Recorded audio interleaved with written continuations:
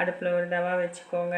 அதில் கொஞ்சம் எண்ணெய் ஊற்றிக்கோங்க. எண்ணெய் சூடானதும் கடுகு போட்டுக்கோங்க. கடுகு நல்லா பொட்டி தெரிச்சதும் அதில் வந்து உள்ளி போட்டுக்கோங்க. உள்ளி நல்லா வதக்கி விடுங்க.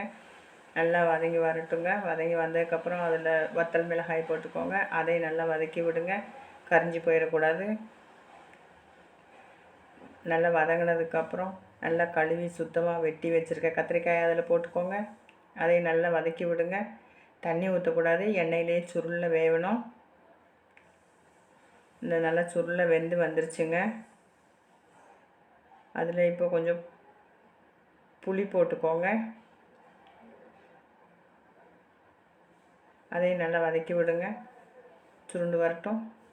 நல்லா சுருண்டு வந்ததுக்கப்புறம் இறக்கிட்டு ஆற வச்சுட்டு ஒரு மிக்ஸி ஜாரில் அரைச்சி எடுத்துக்கலாங்க. வத்தல் போட்டுக்கோங்க. அதுக்கப்புறம் புளி போட்டுக்கோங்க. அதுக்கப்புறம் நல்லா சுருளில் வேக வச்சுருக்க கத்திரிக்காயை போட்டுக்கோங்க. கத்திரிக்காய் நல்லா குறவரப்பாக அரைச்சி எடுத்துக்கோங்க. எடுத்துகிட்டு அதில் கொஞ்சம் உப்பு போட்டுக்கோங்க. உப்பு போட்டு கொஞ்சம் தண்ணி ஊற்றிக்கோங்க. அதையும் நல்லா மை போல் அரைச்சிட்டு வந்துருங்க. இந்த நான் அரைச்சிட்டு வந்துட்டேங்க.